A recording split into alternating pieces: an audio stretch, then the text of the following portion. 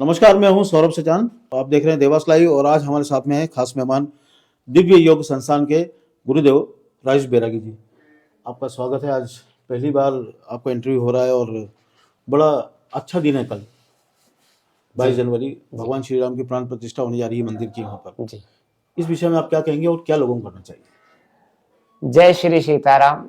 Dewas live को जो लोग देखते हैं उनको सबसे पहले तो साधुवाद, धन्यवाद कि आप लोग कल क्या करना है इस विषय में सौरभ जी ने पूछा है। और कहीं ना कहीं कई लोगों के मन में भी ये भाव होंगे कि कल क्या करना चाहिए। जैसे हम प्रतिवर्ष दिवाली तो मनाते हैं तो उसमें हमें पूछना नहीं पड़ता है, क्योंकि इस बार दिवाली दोबारा आ गई है तो इस बार पूछने की आवश्यकता भी लगी। क्योंकि अभी कई लोगों को अगर छत पे ध्वजा देख ली तो ध्वजा ही लगा ली, इसके अलावा आगे नहीं मालूम क्या करना है। तो कल 12:32 पर प्राण प्रतिष्ठा तो हो जाएगी अयोध्या में, पर हमें दिवाली कब मनाना है? वो संध्या के समय। संध्या के समय क्यों आवश्यक है? क्योंकि उस समय दीप जब प्रज्वलित होंगे तो निश्चय लगेगा कि रामलला आ गए, अयोध्या बन जाएगी। तो दीप पूरे घर में सुसज्जित होना चाहिए।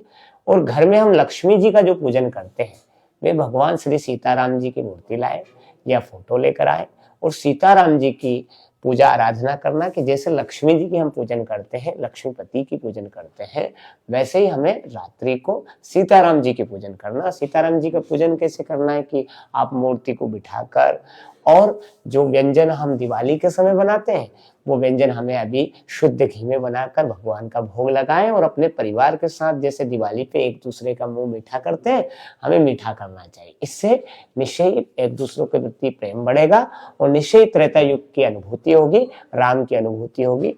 ये हमें प्रत्येक घर के व्यक्ति को घर से निकलकर एक दूसरे को मिठाई भी खिलाना है और हमें जय श्री सीताराम कहकर एक दूसरे को चरण स्पर्श, गले और वंदना, अभिनंदन करना है, जिससे हमारा देश पुनः जो राममय आज हुआ है। और यदि राममय की भावना यदि हमारे बच्चों में आ गई तो निश्चय ही हमारा देश पुनः विश्व जगत को अपनी संस्कृति के बारे में, अपने राम के बारे में, हमारे राष्ट्र के बारे में, हमारे देश विश्व में कैसे हमारी एक अलग ख्याति है उसकी अनुभूति करवाए। यही सबसे मेरी प्रार्थना है। कल आप दिवाली पूरे उत्साह के साथ मनाएं। आपने कहा कि भगवान राम की पूजा करना है, तो उसका कोई विशेष मतलब आरती होती है या कुछ होता है इस टाइप का? अब जैसे राम जी का आपने एक बार देखा होगा कि हमारे राम अयोध्या में कैसे आ रहे हैं, बाल स्वरूप। अब बाल स्वरूप आ रहे हैं तो बाल स्वरूप में आपको पता है कि जब राम जी कौशल्या के यहाँ जन्म लिए थे तब हमने क्या गाया था?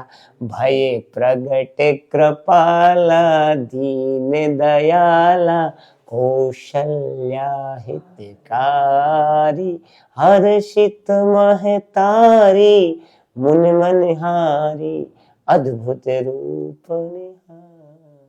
तो ऐसे हमें भय प्रगट कृपाला दीन दयाला राम जी की आरती गाना है, राम जी के स्मरण को याद करना है, राम जी के जन्म काल की कुछ घटनाएं अपने बच्चों, अपने परिवार के साथ बताएं, ताकि अपने परिवार, अपने बच्चे समझ पाएं कि राम जी क्या थे, उनका जन्म हुआ था तब कैसे उत्साह मनाया गया था और देवी देवता कैसे आकर उनको प्रणाम किए थे, महादेव जी कैसे उनके लालाहित थे, उनके दर्शन हितार्थ। तो बाल स्वरूप के लिए तो महादेव स्वयं इतने आतुर थे कि रामलला के दर्शन बाल स्वरूप के हो जाए तो मेरा जीवन धन्य हो जाए, क्योंकि हमारे रामलला के इष्ट जो है महादेव जी और महादेव के इष्ट राम है। तो एक दूसरों से प्रेम ही हुआ तो बाल अवस्था हुआ, कृष्ण जन्म हुआ तो कृष्ण जन्म में भी बाबा भोलेनाथ भूतनाथ बन के गए, साधु बनकर गए, पर माँ डर गई थी तो दर्शन नहीं करवाए थे।